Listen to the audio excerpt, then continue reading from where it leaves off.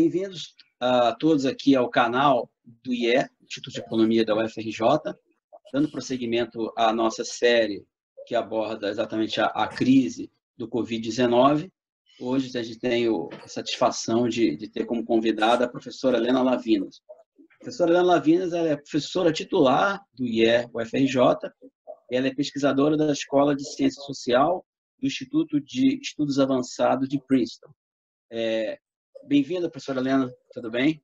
Oi, me chamo de Helena, por favor. Claro, Carlinhos, estou muito contente de fazer parte dessa mobilização do Instituto de Economia, esses diálogos que vocês chamaram de crise, que eu acho que é muito oportuno. As pessoas precisam entender mais uma crise que vivemos hoje no Brasil. Obrigado, Helena. Bom, então vamos conversar com a pergunta, você como uma especialista em políticas públicas, políticas sociais, de dar um diagnóstico sobre tanto a situação crítica que vivemos, como a resposta que o governo tem proposto à sociedade para enfrentar essa crise. Então, eu acho que nós estamos diante de um momento que nós, economistas, sabemos, a gente tem uma coisa inédita, porque a gente tem, ao mesmo tempo, uma crise de oferta e uma crise de demanda, não é isso? A gente teve uma interrupção de vários ciclos, né? Enfim, de produção, a gente sabe que as cadeias produtivas foram interrompidas e isso, evidentemente, gerou problemas, inclusive do ponto de vista do abastecimento, do suprimento, melhor dizendo, do suprimento dos bens que são emergenciais, como o uso de máscaras, como respiradores, como outros luvas, etc., coisas que são muito emergenciais nesse momento para proteger não apenas a população, mas aqueles que cuidam da população, que é o pessoal médico. Então, o fato das cadeias terem quebrado, evidentemente, isso leva a uma interrupção, né? A economia está em suspenso, então a gente sabe que vamos todos entrar aí numa recessão, vai haver queda do PIB em todos os lugares, isso evidentemente vai ter impacto no PIB per capita também. Do outro lado, a gente tem também um problema do ponto de vista da demanda, que com as políticas de confinamento e isolamento social, as pessoas têm que ficar em casa. Então, é muito difícil que apenas dando dinheiro a essas pessoas, elas consigam realmente fazer funcionar a economia real. Então, acho que a gente, nesse momento, a gente tem que olhar para o que está acontecendo no mundo, mas também para a nossa especificidade, porque o Brasil, ao contrário de outros países, vem de 2 anos de recessão aguda, não é isso? Que foi alguma coisa aí da ordem de 7,2% de crescimento negativo de 2015 a 2016 e 3 anos de estagnação. Então, a gente realmente vem com uma economia vulnerável, balbuciante, com dificuldade realmente de decolar e que não conseguiu sair dessa recessão numa dinâmica que era mais característica de outras fases recessivas que nós conseguimos superar. Então, nós estamos numa situação econômica muito difícil, porém, a crise social no Brasil não é de agora, né? Então, nós temos uma crise social permanente que, no meu entendimento, hoje, ela mostra toda a sua dramaticidade e também a sua crueldade, né? Porque é nesses momentos que a gente vê como é que as pessoas mais humildes, as pessoas que vivem nos agregados chamados de subnormais pelo IBGE, né? Onde não tem infraestrutura adequada, onde, enfim, a rede de esgoto é insuficiente, onde a densidade por cômodo é muito elevada, é nesse momento que a gente vê que aquilo que a gente acumula há anos, que é justamente uma desigualdade social profunda do ponto de vista das condições de reprodução, de existência das camadas sociais mais pobres, isso vai se agudizar muito agora, né? Então, eu acho que o que a gente tem que pensar, a gente tem que ter um escopo de medidas nesse momento, que são medidas de curtíssimo prazo, medidas de curto prazo, para daqui a 3, 6 meses, e depois como é que a gente vai sair dessa crise.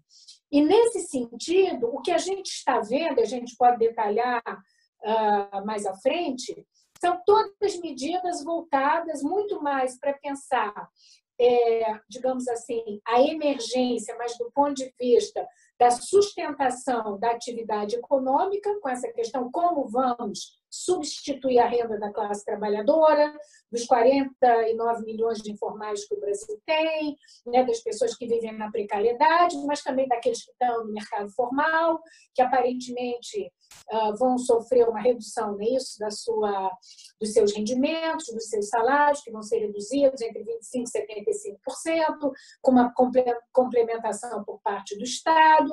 O Banco Central também está liberando linhas de crédito para que as empresas possam manter os seus empregos, o que é importante. Então, veja, você tem um conjunto de propostas que vão, digamos assim, acumulando pouco a pouco, mas elas têm uma primeira característica que eu gostaria de acentuar. Tudo isso acontece à margem do nosso sistema de proteção social. O Brasil criou, em 1988, né, a Seguridade Social, que cobre a saúde, o sistema previdenciário, com todos os seus benefícios, inclusive seguro-desemprego, e assistência social, que foi a grande inovação. Pela primeira vez, o Brasil reconheceu que o Estado era responsável, né, pela proteção das pessoas mais vulneráveis, das pessoas pobres. O que a gente está vendo agora? A gente está vendo um conjunto de iniciativas, Carlinhos, que vão à margem do nosso sistema de proteção social, que já vem se arrastando com muita dificuldade por problemas de desfinanciamento, não é isso? Decorrente das grandes isenções fiscais que a gente teve, das exonerações tributárias, mas também da reforma trabalhista do governo Temer, em 2017. Nós sabemos que as duas reformas trabalhistas aprovadas no governo Temer tiveram um impacto enorme, né, do ponto de vista da arrecadação de receita previdenciária, que pudesse permitir, então, pagar adequadamente seguro-desemprego e coisas assim.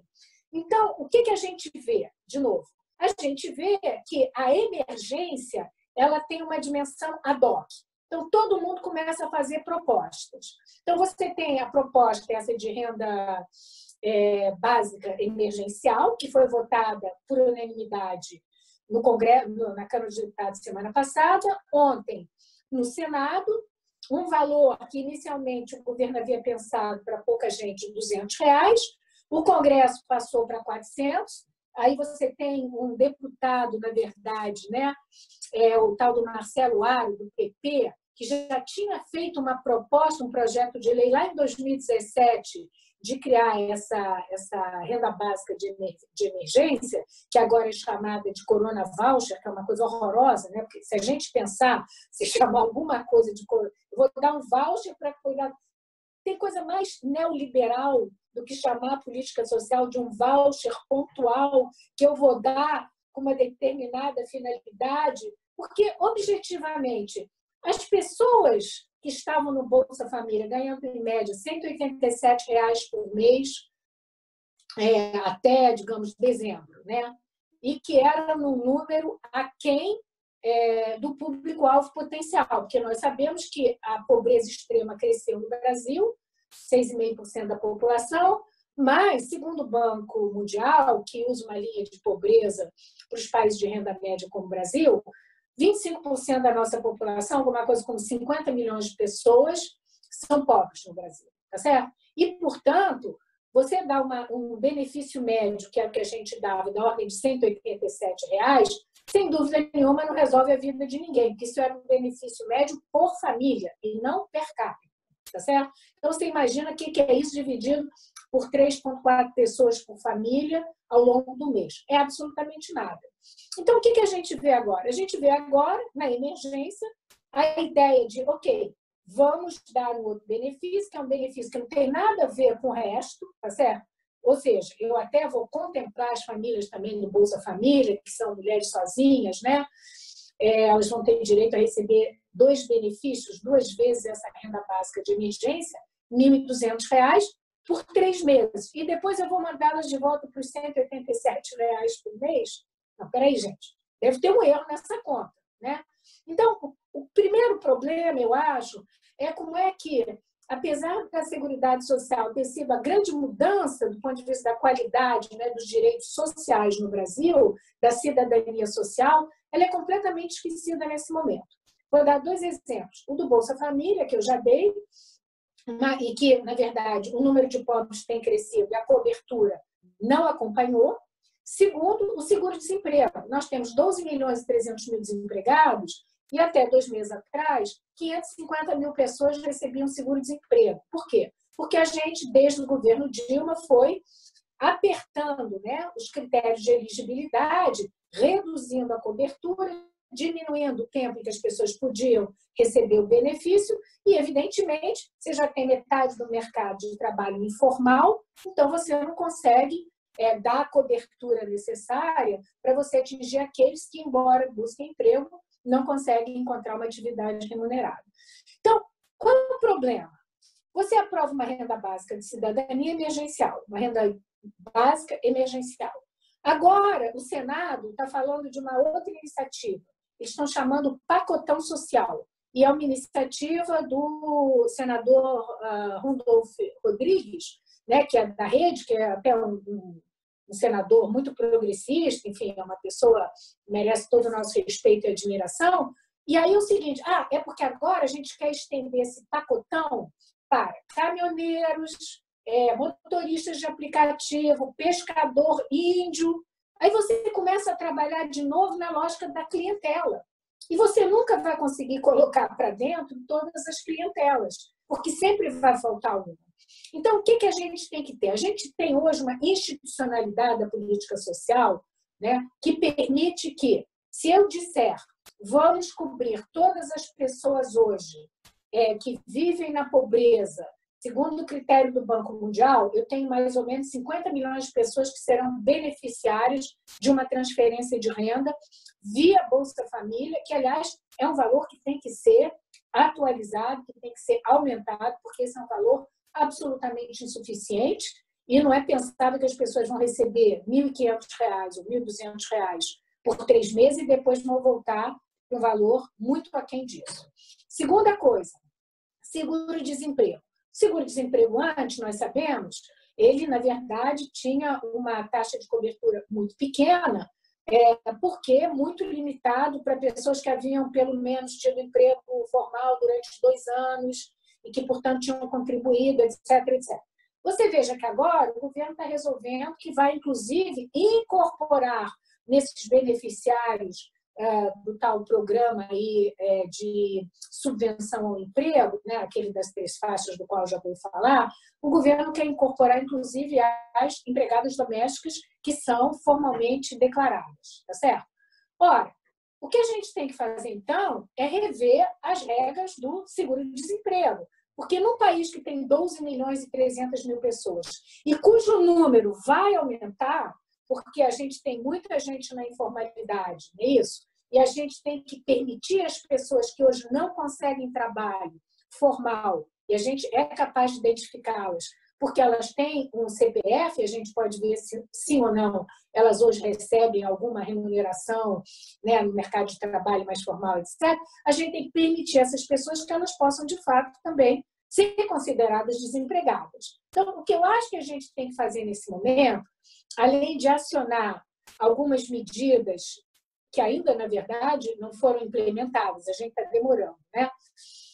De transferência de renda e de preservação do emprego, o que eu acho que a gente tem que garantir é que isso se dê associado à institucionalidade do nosso sistema de proteção social, as políticas sociais que já existem no Brasil, no sentido de fortalecê-las e de garantir que, passada essa crise aguda, a saída da crise, que será difícil no Brasil, dado, né, os últimos 5 anos da nossa economia, a gente possa manter essas pessoas, evidentemente, vivendo dignamente e sendo capazes de enfrentar uma situação ainda extremamente adversa.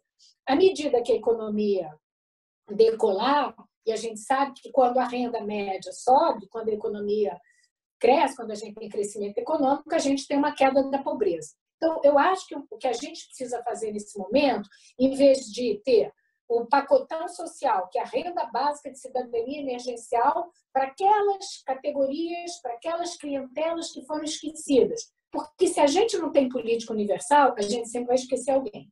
Do outro lado, a gente tem esse plano que foi aprovado e foi muito celebrado, e é excelente que seja, de transferência de renda para todo mundo. E agora o governo federal está propondo também esse plano de emprego formal, né?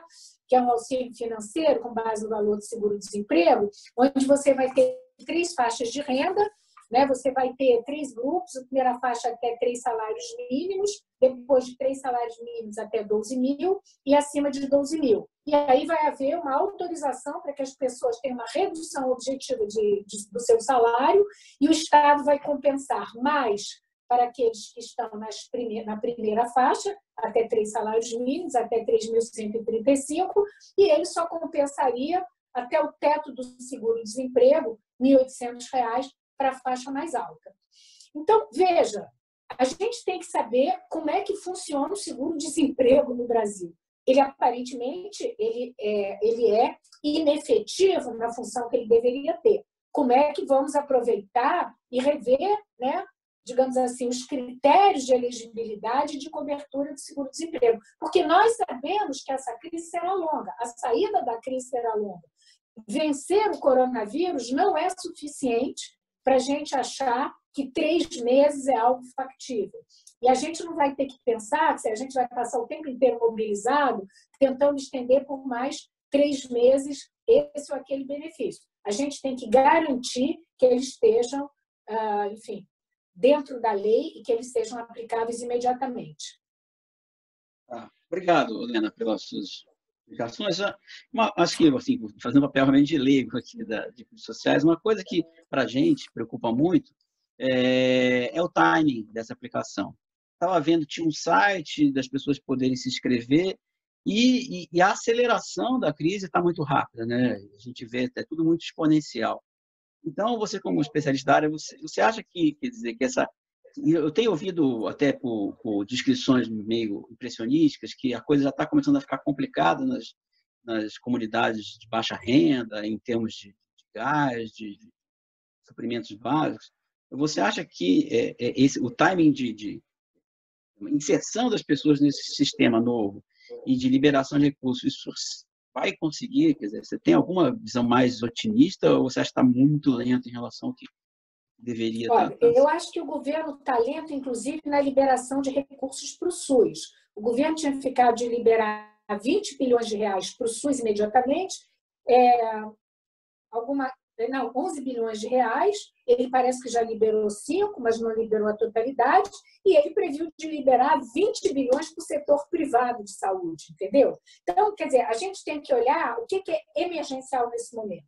Eu acho que, além da gente instituir essas políticas de transferência de renda, a coisa mais emergencial é a gente pensar que, se as pessoas não podem sair de casa, e se em muitas comunidades pobres nós sabemos que no momento que chegar essa renda, né, se elas não tiverem uma acessibilidade garantida, a gente vai ter o quê? As milícias, não é isso? O pessoal que vai chegar lá e vai começar, como vendia gás mais caro, bujão de gás, como vendia a internet mais cara, vai chegar lá para vender a sua cesta básica para essas famílias com ágio violento, roubando essas famílias. Então, acho que a gente tem, nesse momento, que priorizar 2 coisas. Primeiro, a gente tem que voltar para uma política emergencial de segurança alimentar. E isso é fundamental. Primeiro, que as pessoas estão sem renda. Segundo, elas não podem sair de casa. E a gente tem que pensar como resolver isso. Eu acho que já que, enfim, a gente tem o Exército, que aparentemente deveria estar nas casernas e está fora das casernas hoje, então o Exército devia ir para a rua para garantir isso, para garantir realmente, inclusive, tendo por, enfim, pano de fundo, o Brasil é o maior produtor de alimentos do mundo hoje, não é isso? O setor do agronegócio foi um dos setores que carregou o crescimento positivo aí do PIB de 1%, tá certo? Nos outros anos também. Então, você tem 2 setores hoje que deveriam estar contribuindo para soluções emergenciais do ponto de vista do abastecimento e do ponto de vista da segurança em termos de provisão médica para a população. É o setor financeiro, né, que nós sabemos que tem tido, enfim, lucros, né, líquidos aí extraordinários, batendo recorde em cima de recorde, e a gente não está vendo até que ponto realmente eles estão se implicando nessa coisa. Eu assisti ao áudio de vocês, enfim, ao Zoom de vocês, e eu vi como é que o Luiz Fernando de Paula apontou como é que hoje o setor financeiro tem um certo colchão, não é isso? Porque ele tem uma liquidez suficiente, porque se a gente só está dando dinheiro para a população, que a gente quer garantir a liquidez, entendeu? Dentro da circulação, enfim, da lógica da circulação, não é isso? E dos meios de pagamento, a gente não está atendendo às necessidades verdadeiramente imediatas da população.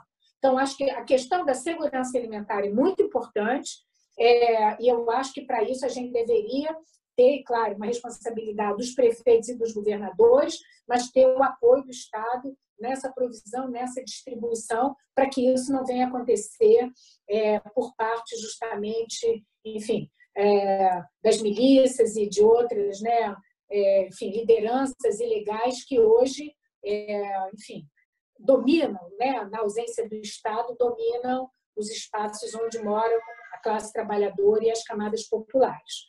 A segunda coisa, eu acho que é a gente pensar na questão da saúde, né? E essa é a mais urgente. Então, eu acho que a gente viu o que aconteceu na Coreia do Sul e também o que aconteceu, enfim, posteriormente na China, em outros países, como a Dinamarca agora, os testes, né, testar a população, a testagem foi muito importante para poder justamente limitar e saber quem está doente, tratar de quem está doente e cuidar dos outros. Eu estava conversando com o Marcelo Freixo há 2 dias atrás, e o Marcelo estava me dizendo a grande preocupação dele, por exemplo, com a Rocinha, onde tem 200 mil pessoas, e o que está acontecendo lá é que depois de ouvirem o presidente da República dizer na televisão que é uma gripinha e que todo mundo tem que sair e que o Brasil não pode parar, que no dia seguinte estava todo mundo na rua. Só que a Rocinha é digamos assim, o lugar em toda a América Latina com maior incidência de tuberculose. Maior incidência, ou seja, maior número de novos casos de tuberculose em toda a América Latina, a maior concentração é na Rocinha. Então, evidentemente, se as pessoas já estão submetidas a péssimas condições de saúde, já enfrentam limites, quer dizer, uma situação como essa é uma situação que vai realmente provocar perdas de vida e, ao mesmo tempo, custos muito elevados para o próprio sistema de saúde, porque já são pessoas que não se encontram, né, em condições de resistir muito mais a essa crise sanitária e ao coronavírus. Veja bem, tem uma outra coisa importante. Nós estamos observando, podemos pegar o caso do Rio de Janeiro, mas é verdadeiro também em São Paulo, que infelizmente nós não temos dados suficientes, que a maior parte da população afetada hoje, não é isso? Aquela que foi identificada como tendo vírus, tá? Não estou falando do número de mortes, né? Estou falando dos casos detectados. Está na faixa de 30 a 39 anos. Ou seja, sabe assim, o âmago da nossa população ativa são os jovens, são as pessoas que vão trabalhar, que vão sair, que não estão justamente obedecendo a essa questão do isolamento, que precisam manter suas condições de vida, mas também pessoas que estão em casas onde os cômodos são apertados, todo mundo vive um em cima do outro, etc, etc. E nós não vamos resolver isso agora. Então, o que a gente tem que pensar? A gente tem que pensar como é que nós vamos oferecer, né, vamos garantir uma oferta de leitos e a possibilidade dessas pessoas serem rapidamente tratadas no sistema de saúde. O sistema de saúde, como você sabe, o Brasil hoje tem alguma coisa aí como uns 31 mil leitos de UTI. Tá? Evidentemente, mais de 60% no Sudeste, né? Claro. Bom, mas mais da metade, 55%, no setor privado. É o setor privado e que é o setor privado que vai receber mais dinheiro. Eu li hoje, para minha surpresa, no jornal, que você teve no Sírio-Libanês 104 profissionais que foram afastados e no Hospital das Clínicas 125. Isso diz o que para a gente? Que nesses hospitais de ponta, o pessoal não estava protegido como deveria, segundo, não é isso, as orientações necessários para que o pessoal de saúde não seja contaminado e possa continuar trabalhando, atuando e cuidando de quem precisa ser tratado. Isso nos melhores hospitais de ponta do estado de São Paulo, para onde vão todos os políticos no momento do aperto, quando eles precisam de saúde de qualidade. Então, você vê qual é o padrão desses hospitais, gente. É uma coisa inacreditável. Então, isso mostra que nem na esfera privada, que é considerado, que a esfera privada no Brasil hoje é hotelaria, antes de mais nada, não é isso? Grande hotelaria. Todo mundo gosta de quarto bonito, tudo arrumado, né? O pessoal servindo simpático, aquela coisa, ganha chinelinho, muito bom.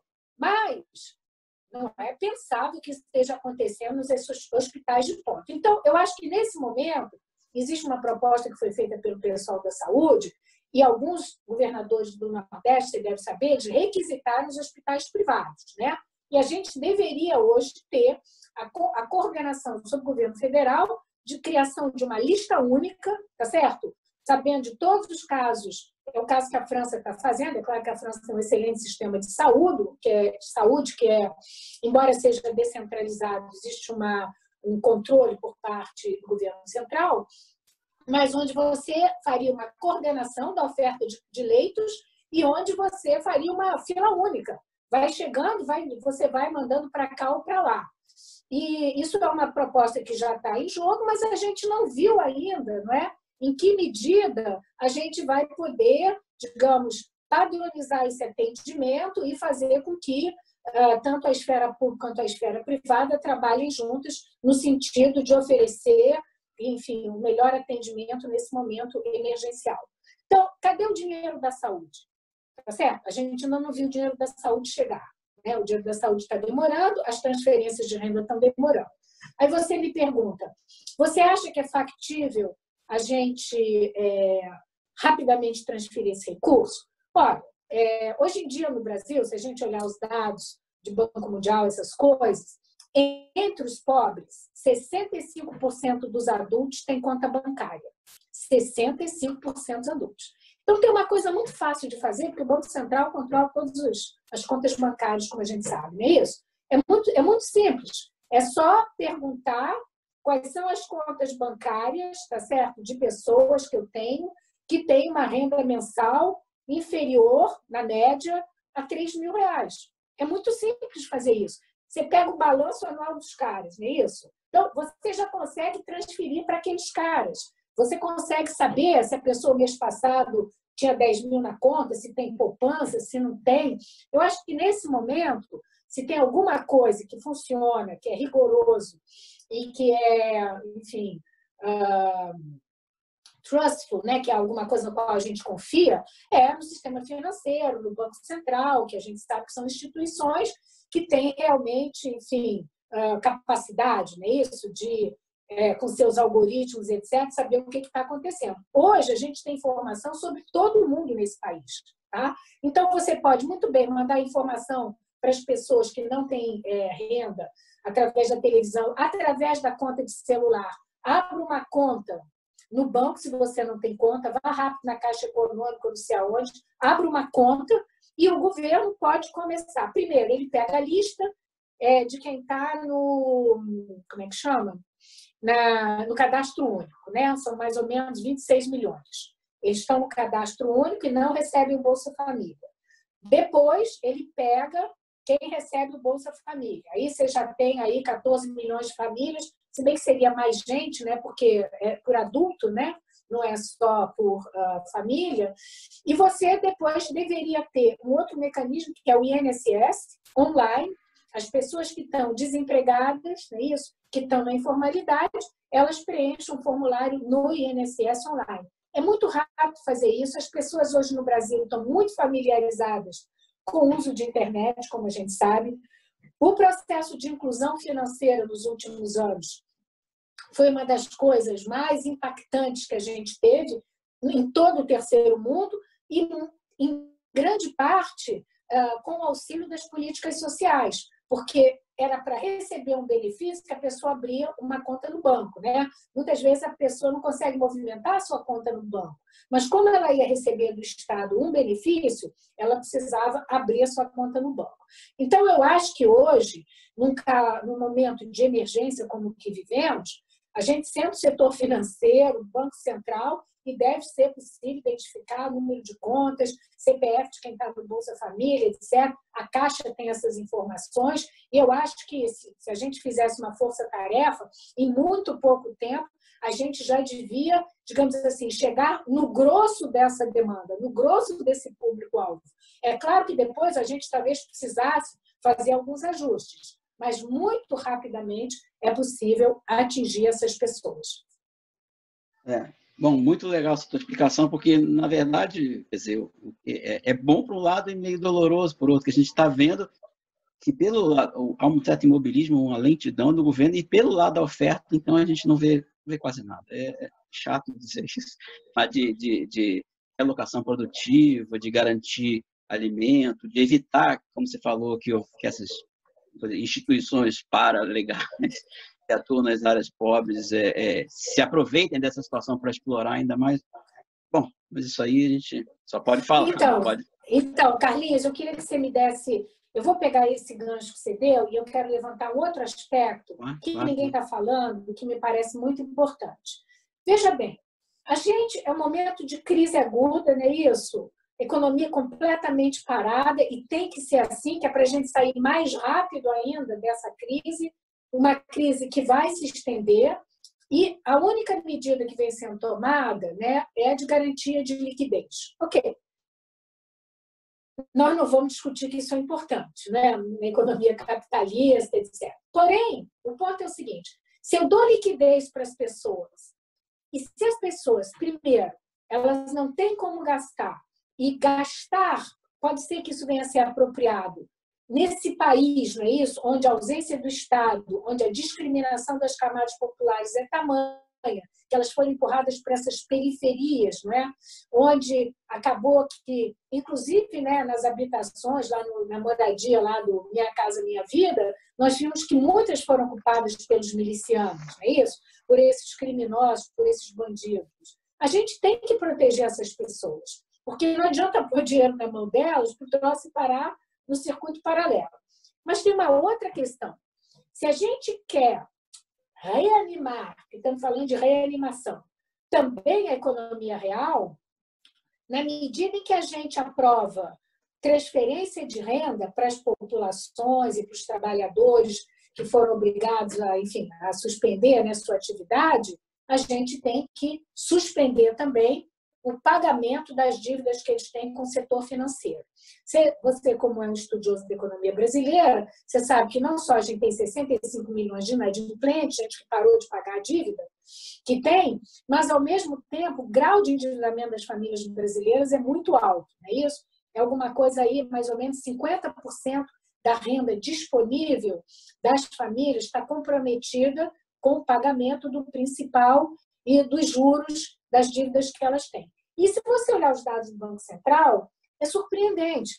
Isso, claro, fruto desse processo violento de inclusão financeira, mesmo, graças ao crédito, essa coisa toda.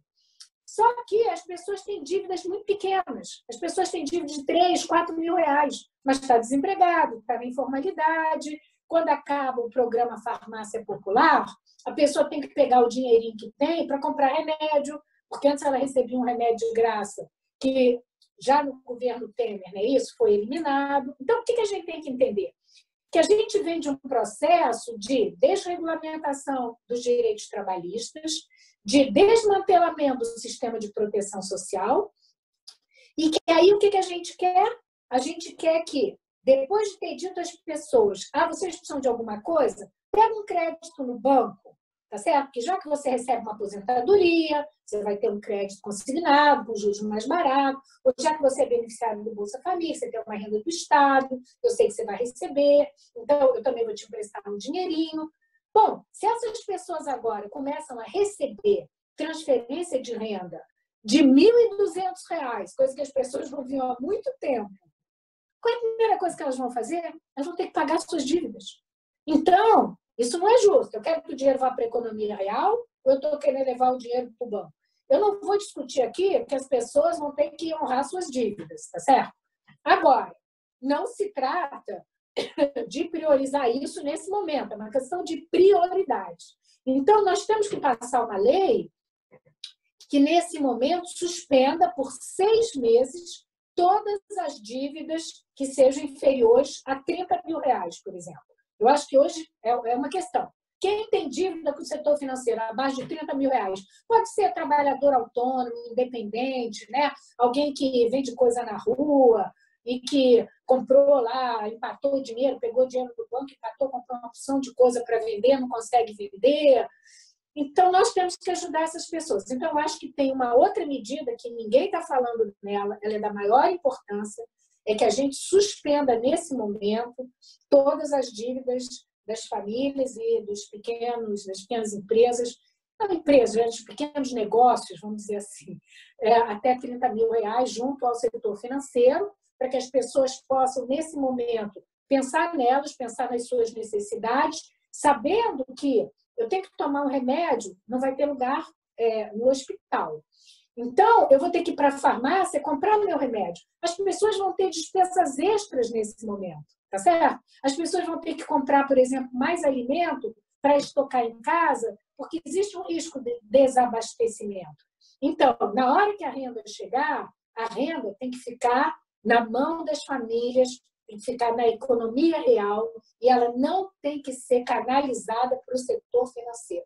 Então, é necessário adotar rapidamente. Eu acho que o Instituto de Economia podia fazer uma proposta nesse sentido, encaminhar lá para os nossos representantes políticos, porque isso é alguma coisa que me parece estar faltando. Senão, nós não vamos reduzir essa imensa vulnerabilidade da população brasileira mais humilde.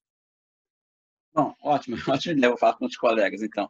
Helena, acho que a gente já pode, não sei, se encaminhando para a gente fechar aqui essa entrevista tão ilustrativa, que ensina tanta coisa para a gente. Agora, é só uma coisa que eu fiquei no teu, não sei, alguma coisa que você ainda queira falar, só para levantar uma bola que, obviamente, ninguém aqui quer fazer uma especulação tão grande para o futuro, mas que a gente está com uma crise tão grave. Mas uma coisa importante que você falou é que a gente teve um movimento relativamente recente de destruição de direitos sociais. Você falou da farmácia, foi um absurdo, né? Tirar medicamento, que era um programa de enorme sucesso, que acompanhava a doença das pessoas. Ou seja, tem provas. Inclusive, Carlinhos, hipertensão, que hoje são as pessoas de alto risco hoje, hipertensão. Não, acabar com esse programa assim, tipo é desumano e burro, né? Porque, na verdade, o que você gasta depois para tratar essas pessoas é muito mais. Se não houvesse o SUS, tudo bem, você deixa as pessoas morrerem, tudo bem. Mas existindo um sistema que vai ficar sobrecarregado, que você resolveu não gastar na farmácia, bom, mas não só essa, digamos assim, vamos chamar de barbeiragem para não usar a palavra, mas não só isso, como desmontagem, a questão da fila enorme que tinha no Bolsa Família, como você falou, precarização do trabalho. E agora, como a gente viu e como você explicou tão bem, a gente vai ter uma volta, né? Um retorno emergencial. E como você levantou, você teve um caminho, por causa de uma pandemia, você meio que reverte o caminho, e aí você fica com uma grande ponto de interrogação assim, do futuro. E aí? É assim como se não tivesse ocorrido, volta tudo ao que era antes, ou você acha que isso, de alguma forma, assim, consegue mobilizar para mostrar que esse caminho que estava sendo seguido tinha uma série, como a gente está vendo, questões práticas, negativas para a população que, em momentos de fragilidade, que já são ruins no momento, em momentos de fragilidade se tornam graves. Né? Será que, assim, sendo um pouco otimista, a gente consegue pensar que é um sinal, é um alerta para mostrar que essa trajetória era desastrosa? Não sei.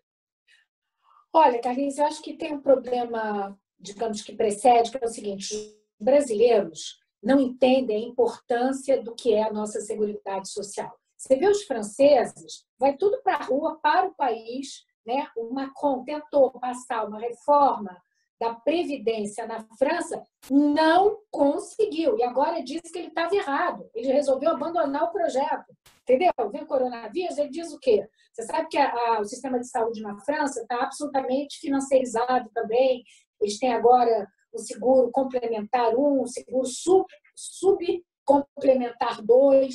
E ele já falou, não, temos que voltar. O sistema, hoje os hospitais franceses fazem dívida, tá certo? Emitem securities para financiar a si mesmos, pagam juros na mesma proporção daquilo que custaria o déficit fiscal. Então, é uma maluquice, entendeu? É a tese da Carol, né? É isso? Exato, estou me orientando. Então, o ponto é o seguinte, e você imagina que é aquele super sistema de saúde, que eu tenho o maior orgulho de fazer parte dele, entendeu? Porque, enfim, a França me salvou muitas vezes a minha saúde. Então, isso é muito importante. Então, é o seguinte, na França, o povo resistiu contra uma reforma das aposentadorias 6 meses na rua. E você sabe que quando as pessoas não trabalham, eu tenho vários colegas que deixaram de receber, né? Meses a fim. Na mesma coisa na Inglaterra, você sabe que teve uma reforma, uma greve também dos professores, várias universidades votaram, nem todas, a LSE não votou, o pessoal ficou 3 meses sem receber salário. Então, as pessoas resistindo porque elas entendem o que é aquilo que a gente pode chamar da propriedade social, aquilo que é o bem-estar de todos, entendeu? Que a gente vai compartilhar em função das necessidades e não em função da capacidade de pagamento ou da renda que as pessoas têm. Bom, então, acho que a primeira coisa que a gente parece estar vendo nesse momento no Brasil é o reconhecimento que a gente precisa de um sistema único de saúde, que a gente tem. Porque isso é que é fantástico, né? É um sistema que resiste, que está asfixiado, mas que consegue resistir a uma crise sanitária das proporções que a gente está vendo, né? Então, eu acho que, nesse momento, os nossos representantes no Legislativo deviam estar avançando na direção, por exemplo, de discutir. O Freixo me disse que, quando passou o decreto, né, da calamidade pública, que permite passar por cima da meta fiscal, essa coisa toda, que eles conseguiram colocar na lei a criação de uma comissão extraordinária com 6 representantes do Senado e 6 representantes da Câmara para acompanhar os gastos que serão feitos pelo governo Bolsonaro. Tá? Então, eu acho que, nesse momento, isso é da maior importância. Para onde estão indo os recursos? Porque você vai conviver aí do setor privado de saúde, que, se eu não me engano, no ano passado, deixa eu dizer aqui, foi de 250 bilhões, não é pensável que o setor privado de saúde no Brasil, não é isso, que é mais ou menos 55% de todo o gasto de saúde que a gente tem no Brasil, vai levar 20 bilhões e o sistema público 11. Então, isso é uma coisa que tem que estar sendo questionada nesse momento, né? Então, acho que esse momento, e se a gente olhar para a história, que você conhece certamente melhor que eu, o que fez o Beveridge com Keynes no pós-guerra? Não é isso? Pós-guerra, todo mundo levou bomba, aquele troço. Ok, temos que fazer alguma coisa na saída. Um sistema universal, sistema de saúde para todos, porque a gente sabe que assimetrias de informação impedem que algumas pessoas façam fazer as escolhas adequadas. Você nunca vai saber qual é o melhor plano de saúde para você. A gente não consegue regular esses planos de saúde, como a gente sabe, cujos prêmios, né, são caríssimos, sobem muito acima da inflação. Então, eu acho que, nesse momento, a gente deveria ter um trabalho dos economistas, da academia, junto aos nossos representantes, para que a gente acompanhe como vai se dar, enfim, esses auxílios, né, financeiros que estão saindo agora, e que tem que ser manutenção de emprego, tudo que a gente conhece, mas que, para a saúde, tem que ser o resgate do SUS, compra de leitos para o SUS, compra de equipamento para o SUS, sair da política de OS, entendeu? Garantir de novo a contratação. Por quê? Daqui a 3 meses, Carlos, quando a gente sair da curva, a gente vai ter a reforma administrativa de novo do Guedes, dizendo que todo mundo é parasita, quando as pessoas estão ali na linha de frente hoje, sem meios de proteção, sem equipamento necessário, se expondo ao coronavírus nos hospitais públicos brasileiros. Porque é isso que vai acontecer. A reforma administrativa está aí, esperando, entendeu? Para cortar, tem funcionário demais e bababi, bababá. Então, acho que tem essa PEC emergencial que eles queriam só cortar o salário de todo mundo, inclusive nosso, né? E só preservar o pessoal da saúde. Que é sempre colocar uns contra os outros. Você vê o que é a política desse governo, que é uma coisa sórdida, que é sempre uma política. Eles aprovaram a reforma da Previdência sob que argumento? Privilégios. Todo mundo que tem alguma coisa é um privilegiado. Tem que acabar com os privilegiados, todo mundo é privilegiado. Não, quem vai sair perdendo são as pessoas que têm que trabalhar muito mais anos para receber um benefício básico, que talvez daqui a uns anos não esteja nem mais vinculado ao piso do salário mínimo, e por aí vai. Então, eu acho que esse momento é um momento que a gente tem que contribuir, como acho que o Instituto de Economia está fazendo, com esses diálogos, para as pessoas entenderem o que está em jogo e o que a gente tem, qual é o patrimônio que a gente tem que resgatar. Então, o primeiro, eu acho, sem dúvida nenhuma, é o SUS, porque se a gente... Eu acho assim, depois disso, ou a gente vai conseguir mobilizar a sociedade brasileira em prol do SUS, ou nós teremos perdido a batalha, né? E isso vai afetar nós também da classe média, porque, evidentemente, chega uma hora que ninguém consegue, com o aumento da idade, continuar pagando prêmios cuja indexação anual é da ordem de 17%, 18%, sem nenhuma regulação. Quer dizer, isso é uma coisa impossível. A gente vai chegar numa hora que eu e você vamos para o SUS também, entendeu? Porque não há como escapar disso, né? Então, eu acho que isso é uma coisa importante e a gente aprendeu que é nesses momentos difíceis que surgem, propostas novas, que são propostas agregadoras, como a gente aprendeu com Beveridge. A segunda coisa, eu acho que é entender que a gente tem que garantir para as pessoas mais pobres, humildes, para os trabalhadores informais no Brasil, uma renda de subsistência, que ela tem que ser uma renda digna, né? Acho que houve muitos erros, infelizmente, nos últimos governos que tivemos, porque, na verdade, o Bolsa Família ficou sendo uma coisa marginal, muito aplaudida, porque justamente era 0,5% do PIB. Você ter uma ideia, a África do Sul, que é a África do Sul, né, que não tem o PIB que o Brasil tem, gasta 3,5% do PIB com as suas transferências de renda. A gente gasta 0,5%, 0,48% com Bolsa Família e 0,88% com o BPC. A gente tem 2 padrões de pobreza. Quem está no BPC ganha o salário mínimo e quem está no Bolsa Família ganha 187. Então, a gente tem que parar com essa iniquidade entre os pobres. A gente tem que ter uma política unitária. Então, eu acho que a gente tem que, nesse momento também, garantir que isso que é visto como ad hoc, emergencial, redefina o padrão e o patamar daquilo que a gente faz no que é institucional, né? Então, isso eu acho que também as pessoas têm que entender que é disso que se trata. E, finalmente, eu acho que é importante também a gente mobilizar os chamados setores médios da sociedade brasileira, né?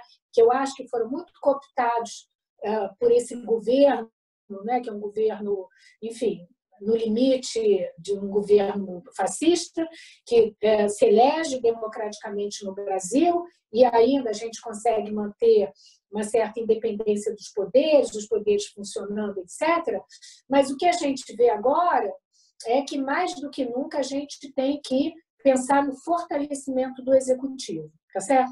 E para esse fortalecimento do executivo, a gente precisa, eu acho, de pensar numa transição do que está se passando, e eu acho que boas propostas vão trazer de volta os setores médios, que, por exemplo, foram responsáveis pela eleição do Lula na primeira vitória que ele teve em 2003. Né? Então, em 2002, ele foi eleito com muito voto da classe média, de novo, em 2007, foi eleito com votos da classe média, e eu acho que a gente tem que pensar como é que, nesse momento, através do SUS, através da compreensão de que estamos todos expostos e que precisamos de política de transporte, enfim, política de segurança, que nos garantam a todos a nossa integridade física e a nossa integridade, né? E a nossa dignidade de cidadãos, eu acho que é nesse momento, e isso é uma função que nós temos que ter, de mostrar para as classes médias que elas sofreram um grande engodo e que certamente é fazendo um país mais justo e mais unido que vai permitir que todos vivamos melhor. Bom, obrigado, Lena, pelas essas palavras finais. Tomara que muita gente assista a essa sua apresentação e se convença, a gente saia da crise melhor do que a gente entra, que a gente espera, né? Muito obrigado. Eu acho que a crise vai ser longa, viu, Carlinhos? Por isso que essa coisa de 3 meses não é factível. Você sabe melhor do que eu que nós estamos saindo de uma economia, a economia está entrando numa recessão e vindo muito vulnerável, muito baqueada. E, portanto, a gente tem que conseguir, e eu acho que, aparentemente, né, quando os setores liberais aceitam emitir dívida, que ninguém admitia, né? Aí tem lá o Samuel Pessoa que diz, não, mas tudo tem que ser temporário, tudo tem que ser temporário. Bom, quero saber qual é o temporário dele, se é 3 meses. Então, a gente tem realmente que tentar um diálogo também com esses setores para a gente consolidar uma trajetória de saída que permita realmente ao Brasil ter mais condições de retomar enfim, o seu caminho do desenvolvimento. Obrigado, Helena. Obrigado a você e todos que estão nos escutando, e vamos torcer para as palavras delas se tornem realidade. Até logo, pessoal. Isso, depende da gente. Obrigada, hein, pela oportunidade. Um abraço. Tchau.